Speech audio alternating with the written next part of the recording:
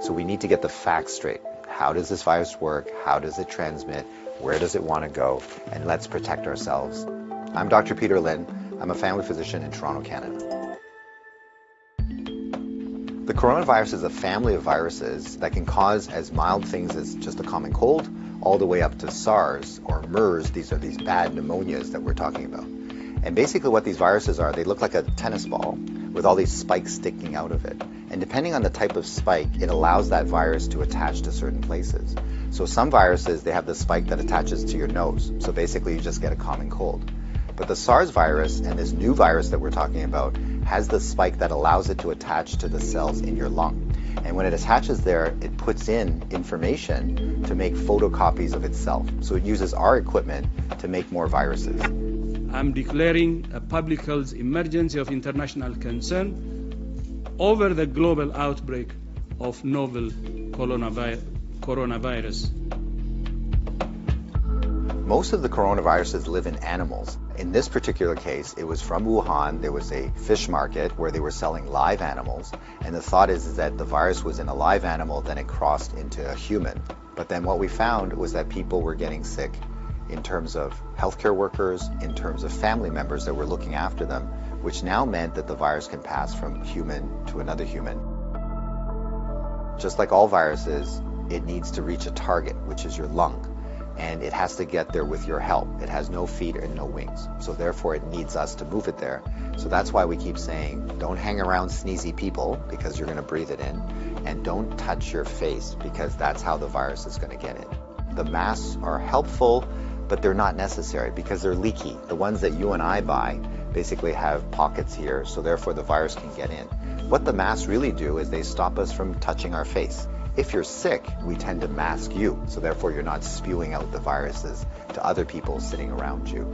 The true people that have the real masks are the N95. Those are sealed. These are for the doctors that may be caring for the patients. So in the beginning, the coronavirus will cause kind of like flu-like symptoms or a cold. So people just get the stuffy nose, that kind of thing. But you'll understand that as soon as that virus starts manufacturing in your lung cells, they're producing all these copies of the virus, all of a sudden now you kill the lung cells. So now you can't exchange oxygen. And that's why one of the early symptoms is people get very short of breath and they tend to have a difficult time breathing, and that's why they end up in hospital. So currently, unfortunately, we don't have a direct treatment for the coronavirus. So we don't have a medication that can kill it off. And so it's really supportive. So in other words, the patient can't breathe, we give them oxygen, help them to breathe. They can't drink, so therefore we give them fluids to support them. Their kidneys begin to shut down, we help them with all those things. So it's a very supportive process. This is a new virus that we've never seen before. So our immune system, our army, are having a hard time figuring out what to do. So usually what we have to do is we make something called antibodies. So these are things that can grab onto the spikes that we see on the virus, and it'll get rid of the virus for you, and that will actually bring you back to good health. So therefore the elderly may have a worse outcome, and of course the young children. So the babies, their immune system is not so good either, so they may not make those antibodies as well. So just remember, your hands may be with virus. Virus cannot hurt you because it can't get through the skin, but the moment I do this, now I've brought the virus right to where it wants to go. So let's remember not to touch our hands to our face. So let's say you think that you might have been on a plane or you might have bumped into somebody that has it. What should you do? So the first thing is to contact a healthcare worker to tell them that potentially you have it. If you're feeling symptoms and you're going to go into a facility, call ahead. Okay, so whether you're calling the paramedics or whether you're calling the hospital or your doctor, just mention that you were on a flight. If you don't have any symptoms, then what we do is a little bit of a self-quarantine. In other words, we can just keep you away from other people, and so you don't go into parties, don't go with your friends, don't go into public transportation.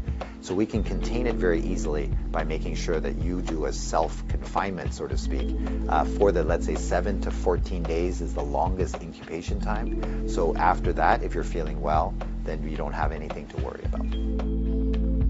So if we get the facts right, then we don't have to be overly worried, but we do the right things so that we don't get the virus ourselves and that we don't pass it on to others. And if we look after each other in this way, this virus will have nowhere to go. It needs us to move it, it needs us to make copies for it, and if we don't help it, then the virus will stop.